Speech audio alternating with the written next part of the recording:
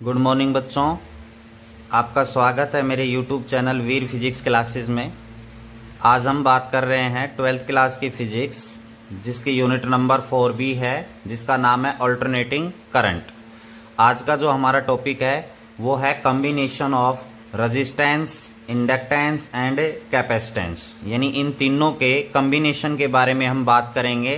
दो का कॉम्बिनेशन लेकर इनके टोटल रेजिस्टेंस, इनका फेजर डायग्राम के बारे में हम डिस्कस करेंगे। इससे पहले की वीडियोस में हम डिस्कस कर चुके हैं रेजिस्टेंस के बारे में, AC circuit containing only resistance, AC circuit containing only inductance, AC circuit containing only capacitance और RLC सर्किट, इनके बारे में हम डिस्कस कर चुके हैं। पीछे की वीडियो है सीरियल वाइज, आप देख सकते हैं इस चैप्टर की। तो इसमें सबसे पहला जो कॉम्बिनेशन हम लेते हैं, AC circuit containing R and L means resistance and inductance, दोनों जो हैं वो आपके पास सीरीज के अंदर हैं, उनके बारे में हम आज डिस्कस करेंगे। तो यहां पर एसी सर्किट है जिसके अंदर ये रेजिस्टेंस जुड़ा हुआ है, इस रेजिस्टेंस के साथ सीरीज में ये इंडक्टर है जो कि एक एसी सोर्स से जुड़े हुए हैं। किससे जुड़े हुए हैं? एसी सोर्स से। ये R है, ये L है और ये आपके पास क्या है? AC source. क्लियर? तो यहां से यहां तक R है, तो जिसके अंदर वोल्टेज होगी यानी पोटेंशियल डिफरेंस होगा, जिसको हम VR कहते हैं। यहां से इस पॉइंट से इस एंड पॉइंट तक वोल्टेज होगी, पोटेंशियल डिफरेंस होगा, जिसको हम VL से डिनोट करते हैं। VL, L नीचे लिखा है, इसका मतलब वोल्टेज ऑफ इंडक्टर। R लिखा है, इसका मतलब वोल्टेज ऑफ रेजिस्टेंस, मतलब पोटेंशियल डिफरेंस। क्लियर? अब इसके टोटल रेजिस्टेंस की बात करते हैं, तो आप कैसे निकालेंगे इसका टोटल रेजिस्टेंस? तो यहां पर आप लिखेंगे क्या? AC circuit containing R only, यानी जो एसी सर्किट था जिसके अंदर केवल क्या था? R। जैसे यहां पर R है तो R था, तब क्या था? तो आपको पता है जब R था तो वहां पर voltage and current are in the same phase, दोनों किस में थे? सेम फेज में थे, जिनके अंदर फेज डिफरेंस 0 था। तो वहीं पर वही इक्वेशन हम लिखेंगे यहां पर, AC circuit containing R only, then E जो आपके पास आया था that is equal to E0 sine omega t. हमने ये इक्वेशन नंबर फर्स्ट, इसी इक्वेशन की हेल्प से हमने I करंट निकाला था, जो कि आया था I that is equal to I0 sine omega t. ये इक्वेशन नंबर सेकंड। तो इक्वेशन नंबर फर्स्ट और सेकंड से जब हम देखते हैं तो दोनों वोल्टेज और करंट दोनों क्या हैं? सेम फेज में हैं। कैसे? साइन साइन है ही, ओमेगा टी। यहां पर किसी प्रकार का कोई फेज डिफरेंस नहीं है, 0 है। तो ये दोनों किस में थे? हैं सेम फेज में हैं। क्लियर? तो इसके लिए आप साइड में, side by side phasor diagram की हम और बात कर लेते हैं। तो फेजर डायग्राम क्या होता है? देखिए, फेजर डायग्राम, फेजर डायग्राम में यहां पर आप 4 क्वाड्रेंट बनाएंगे इस प्रकार।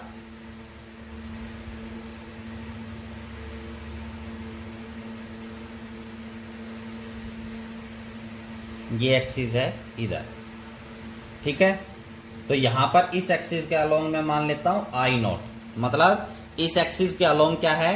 करंट है, ये फिक्स कर दिया। तो AC circuit containing only resistance, तो current and voltage are in the same phase. तो करंट इस डायरेक्शन में है, तो इसकी वोल्टेज जो है वो भी क्या होगी बेटा? इसी डायरेक्शन में होगी, जिसको हम VR लिखेंगे। क्या लिखेंगे? VR। तो ये दोनों क्या हो गए? सेम डायरेक्शन में हो गए। और फेजर डायग्राम आपको बताया था कैसे घूमता है? Anti clockwise. फेजर डायग्राम की डायरेक्शन क्या होती है? Anti clockwise. क्लियर हो गया? तो करंट भी इसी डायरेक्शन में, और जो पोटेंशियल है, वोल्टेज है, वो भी क्या है? करंट की डायरेक्शन में AC circuit containing only resistance. फिर आप लिखेंगे AC circuit containing L only. L का मतलब इंडक्टेंस। अगर केवल क्या है इंडक्टेंस है तो क्या होगा, तो आपको पता है equation E that is equal to, यानी वोल्टेज को रिप्रेजेंट किया जाता है E that is equal to E not sine omega T. Equation number 3। अब जो एसी सर्किट कंटेनिंग इंडक्टर था उसमें क्या है कि जो करंट है ना, करंट वो लैग बिहाइंड होता है, यानी I is equal to I not sine omega T minus pi by 2। यानी ये आपको बार बार इसमें सोल्व करने की जरूरत नहीं है। ये इक्वेशन नंबर 4 है। तो यहां पर आप दोनों इक्वेशनों से देख रहे हैं कि करंट है वो क्या है, लैग बिहाइंड है, मतलब पीछे है, और वोल्टेज है वो क्या कर रही है, लीड कर रही है। कैसे कंपेयर करेंगे, साइन साइन है, ओमेगा टी है, यहां पर omega T minus pi by 2 है, माइनस है तो मतलब कहां जाएगा, पीछे जाएगा। क्लियर। तो करंट क्या होगा, लैग बिहाइंड, पीछे होगा। तो यहां पर आप लिख सकते हैं voltage lead by pi by 2 from current. कहां से, करंट से वोल्टेज है वो क्या कर रही है, लीड कर रही है पाई बाय 2 एंगल से। तो यहां पर देखिए करंट किस डायरेक्शन में, इसमें है, तो वोल्टेज क्या कर रही है, लीड कर रही है। तो लीड करने के लिए मतलब इंक्रीज ऑर्डर में जाना है तो वो कहां जाएगा, एंटी क्लॉकवाइज, ऐसे घूमेगा। तो 90 डिग्री कहां पर होगा बेटा, इस एक्सिस के ऊपर। किसके ऊपर होगा, इस एक्सिस के ऊपर क्या होगा, 90 डिग्री होगा आपका, ठीक है, जो कि क्या है, वाई एक्सिस। तो इसका मतलब इसके अलोंग क्या होगा बेटा, VL होगा। इसके अलोंग क्या होगा, VL। VL का मतलब वोल्टेज ऑफ इंडक्टर। क्लियर। तो अब इन दोनों के बीच में VL और I के बीच में ये एंगल कितने डिग्री का हो गया, 90 डिग्री का। कितने डिग्री का हो गया, 90। और ये एंटी क्लॉकवाइज है तो मतलब ये वोल्टेज क्या कर रही है, लीड कर रही है, करंट है कहां है, पीछे। क्लियर हो गया। तो यहां पर हमारे पास दो डायरेक्शन आ गई, VR इधर, VL इधर। तो इनका जो रिजल्टेंट है वो कहां पर काम करेगा बेटा, इस डायरेक्शन में, जो कि ये एक एंगल बना रहा है यहां पर, जिसको हम क्या मान लेते हैं, फाई मान लेते हैं। क्या एंगल मान लिया जाता है, फाई। तो यहां से हम एक पैरेललोग्राम ड्रॉ करें, ठीक है। तो यहां पर इस लाइन को मैं डायरेक्शन पे प्रॉपरली मिला देता हूं, यहां से ऐसे। ये आपका क्या आ जाएगा, रिजल्टेंट आ जाएगा। ये क्या आ जाएगा आपका, रिजल्टेंट। क्लियर। ये O पॉइंट है, इस पॉइंट को मैं A नाम दे देता हूं, इस पॉइंट को मैं B नाम दे देता हूं, और इस पॉइंट को नाम दे देता हूं C। और यहां पर ये जो एंगल है VR के साथ बना रही है, एंगल क्या है, फाई। क्लियर। ये क्या हो गया, रिजल्टेंट हो गया। किसका रिजल्टेंट हो गया, VR और VL का रिजल्ट। कोई दिक्कत।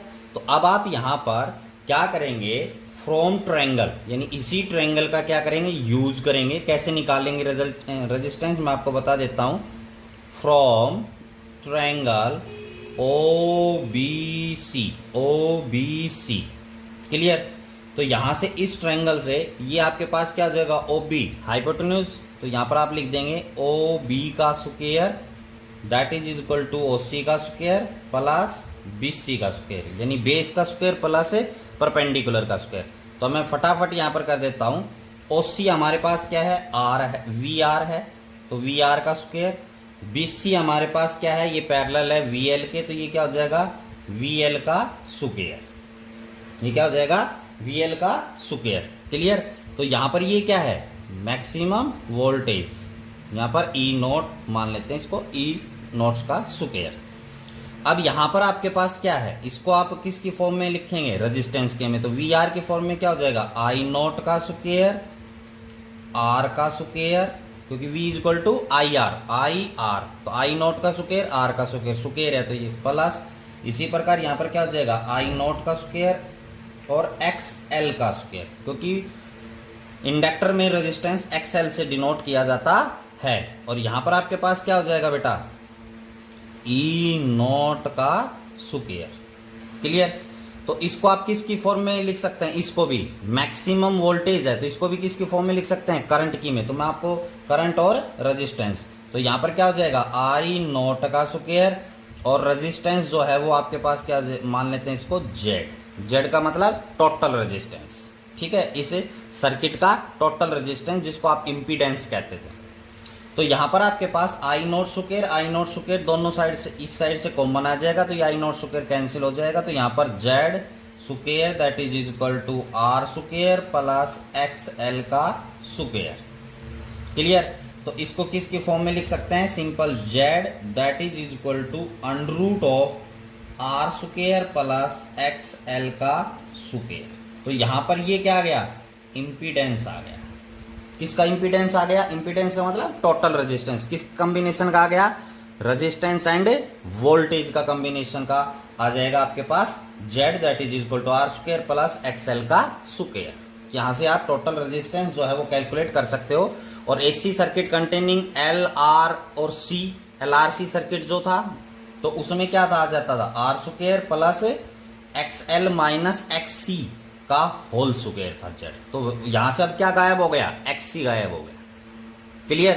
तो और इसी प्रकार इसमें डायरेक्शन आप निकालेंगे, क्या निकालेंगे, डायरेक्शन आप निकालेंगे।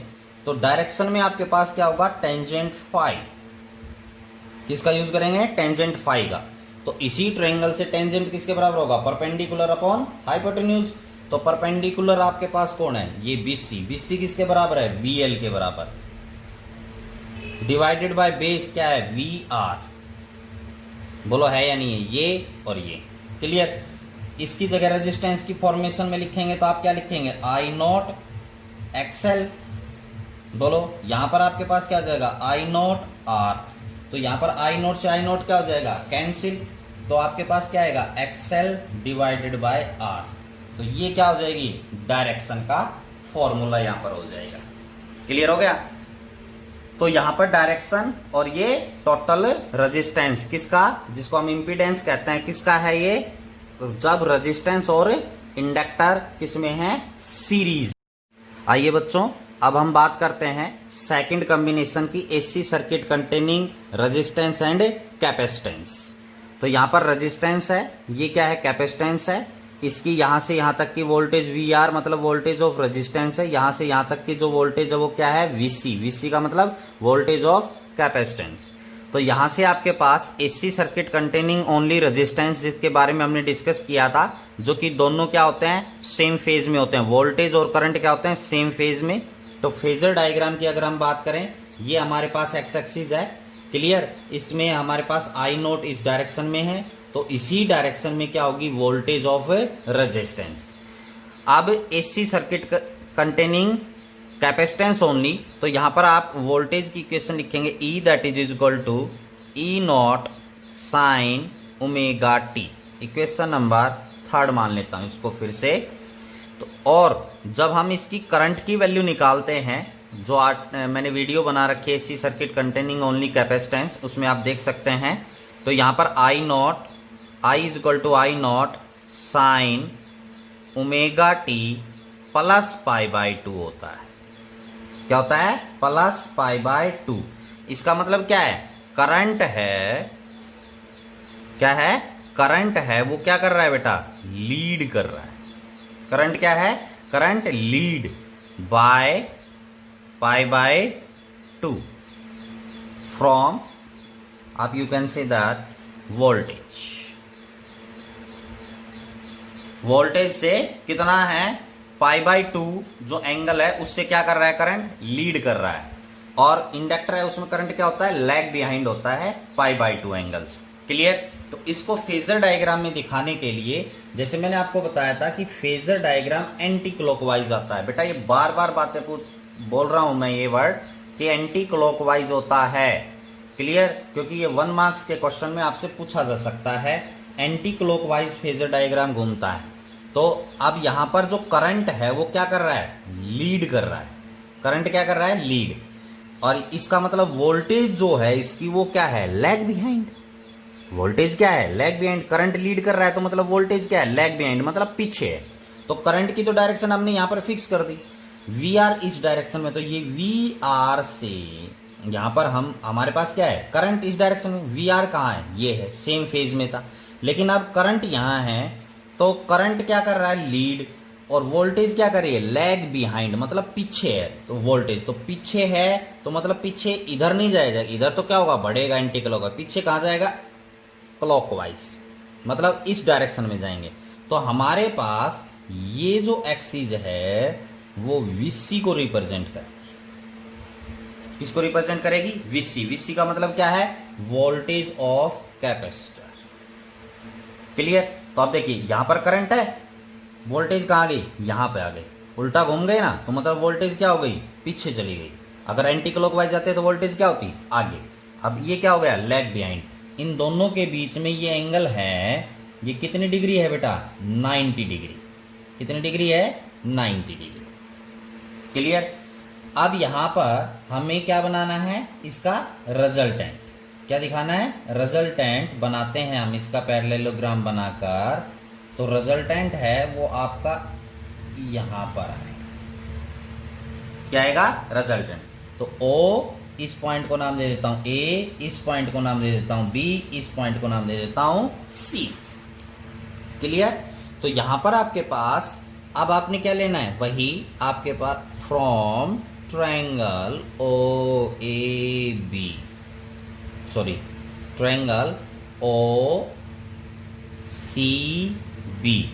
यहां पर ये इस एक्सिस के साथ ये एंगल है वो बनाएगा फाई।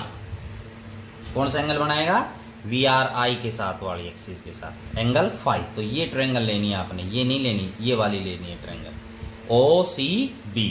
तो यहां से आप क्या करेंगे, वही हाइपोटेन्यूज का स्क्वायर बराबर होगा परपेंडिकुलर का स्क्वायर प्लस बेस का स्क्वायर। तो हाइपोटेन्यूज कौन है, OB, OB का स्क्वायर प्लस OB का स्क्वायर बराबर है OC का स्क्वायर प्लस BC का स्क्वायर। क्लियर। तो OB क्या है, मैक्सिमम आपके पास वोल्टेज है वो है का square, that is equal to, यहां पर आपके पास OC किसके बराबर है, VR के।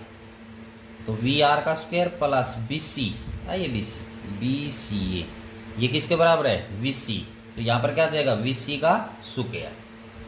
यहां पर हम इसको रेजिस्टेंस की फॉर्म में लिखेंगे तो यहां पर I नोट का स्क्वायर और क्या हो जाएगा, Z का square, that is equal to I note का स्क्वायर R का स्क्वायर प्लस I नोट का स्क्वायर XC का square. V is equal to IR, Ohm's law का। I नोट स्क्वायर कॉमन आके यहां से कैंसिल, तो यहां पर आपके पास Z that is equal to क्या आ जाएगा, सीधा लिख देता हूं R स्क्वायर प्लस XC का स्क्वायर। तो ये आपके पास क्या आ गया, इम्पीडेंस किसका, R और C जो है आपके पास सर्किट का जो टोटल रेजिस्टेंस है वो आपके पास आ गया। क्लियर। तो यहां पर आपके पास जो है इनको आप निकाल सकते हैं रेजिस्टेंस। अब जैसे XL था तो यहां पर क्या आ गया था, XL आ गया था। तीनों थे तो आपको पता है टोटल इंपीडेंस जो है आपने निकाला था Z, जब तीनों सीरीज में थे तो Z that is equal to under root of R square plus XL minus XC का होल स्क्वायर। तो यहां से जिनका R तो आएगा ही आएगा, जिसका कॉम्बिनेशन होगा वो आ जाएगा, बाकी हट जाएगा वहां से। क्लियर। तो यहां पर ये Z आ गया। अब डायरेक्शन निकालनी है तो क्या करेंगे, टेंजेंट फाई का आप यूज करेंगे। तो क्या होगा, परपेंडिकुलर अपॉन बेस। तो परपेंडिकुलर का काम कौन करेगा, VC, बेस क्या होगा, VR। तो यहां पर V इक्वल टू IR की वैल्यू पुट करेंगे तो यहां पर आपके पास वही आ जाएगा XC divided by R resistance. तो इस प्रकार यहां पर आप कॉम्बिनेशन लेकर दोनों का दो का कॉम्बिनेशन लेकर यहां पर Z और उसकी डायरेक्शन है वो आप निकाल सकते हैं। आइए बच्चों, अब हम यहां पर कुछ इंपॉर्टेंट टर्म्स हैं, कुछ डेफिनेशंस हैं, उनके बारे में डिस्कस करते हैं जो कि न्यूमेरिकल्स वगैरह में आपके यूज होंगे।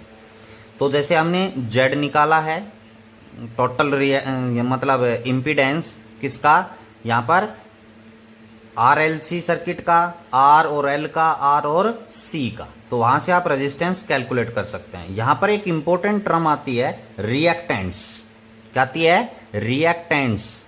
ये आपके पास जब न्यूमेरिकल आते हैं ना, तो उसमें ये वर्ड है वो यूज होता है। कुछ बच्चे हैं वो कंफ्यूज हो जाते हैं कि सर क्या निकालें, इसमें क्या है ये। तो इस केस के लिए यहां पर मैं आपको क्लियर कर देता हूं ये कंसेप्ट क्या होता है। रिएक्टेंस आपसे पूछे तो रिएक्टेंस की पहले तो डेफिनेशन के बारे में हम बात करते हैं, क्या होता है ये। The resistance that arise on account of, मतलब ये रिएक्टेंस है वो क्या है, एक रेजिस्टेंस है। क्या है? रेजिस्टेंस है।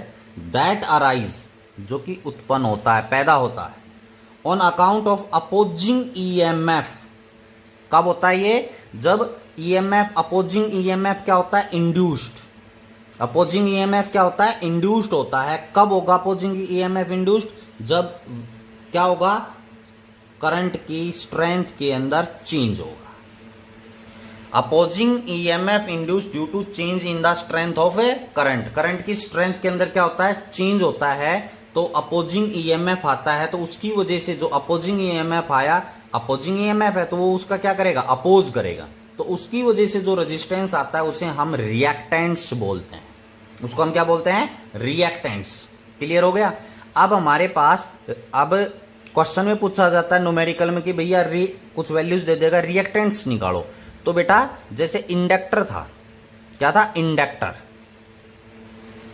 तो इंडक्टर के अंदर क्या होता है? सेल्फ ईएमएफ इंड्यूस्ड होता है या नहीं होता है? और वो क्या होता है? अपोज करता है। क्या करता है? अपोजिंग डायरेक्शन में होता है। तो उसकी वजह से करंट क्या आता है? रेजिस्टेंस आता है, जिसको हम XL से डिनोट करते हैं। तो जो कि किसके बराबर होता है? L ओमेगा के बराबर। किसके बराबर होता है? L omega. तो अगर आपके पास L या ओमेगा की वैल्यू दे रखी है और वो आपसे पूछता है कि रिएक्टेंस निकालो, तो रिएक्टेंस कौन होगा? XL। रिएक्टेंस कौन होगा? XL।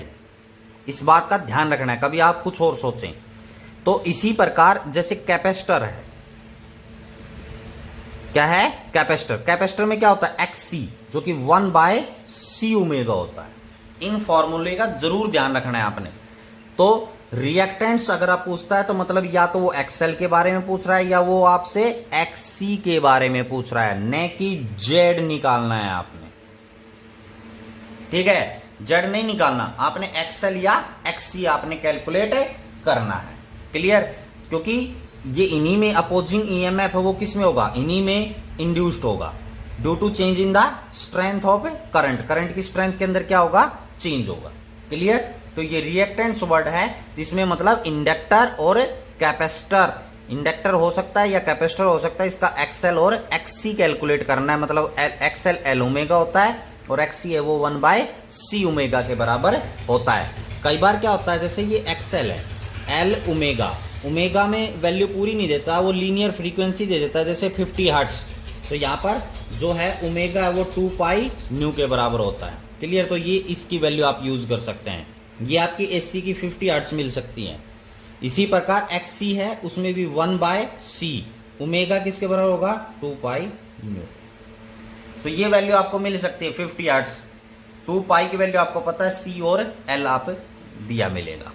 तो रिएक्टेंस जो है, जैसे छोटा क्वेश्चन आपसे बनाए तो उसमें आपने XL और XC की वैल्यू है वो कैलकुलेट करनी है।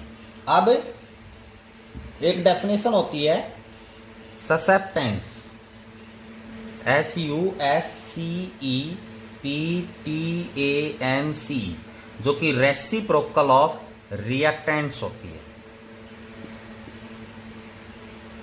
ससेप्टेंस क्या होता है? रिएक्टेंस का रेसिप्रोकल होता है, वो ससेप्टेंस होता है। क्लियर? इसी प्रकार reciprocal of impedance is called admittance.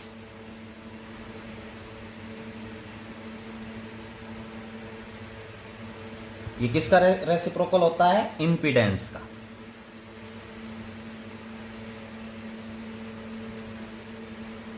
ये कुछ डेफिनेशंस थी, पॉइंट्स थे, इनसे रिलेटेड सामने आए तो ये मैं आपको बता रहा हूं। Susceptance, reciprocal of reactance. Reactance कौन है? एक resistance offer arise due to the opposing EMF. Clear? और एक सिंपल क्या होता है? रेजिस्टेंस, जो कि क्या है? R हमारा। Clear? Susceptance reciprocal of reactance, एक एडमिटेंस होता है जो कि रेसिप्रोकल ऑफ इंपीडेंस होता है। इंपीडेंस के क्या है? रेसिप्रोकल। क्लियर? तो यहां पर आपके पास ये कुछ बातें थी, कुछ इंपोर्टेंट टर्म्स थे related to the combination of R, L and C. बच्चों आज के लिए इतना ही। Thank you and have a nice day. फिर मिलते हैं नेक्स्ट वीडियो के साथ।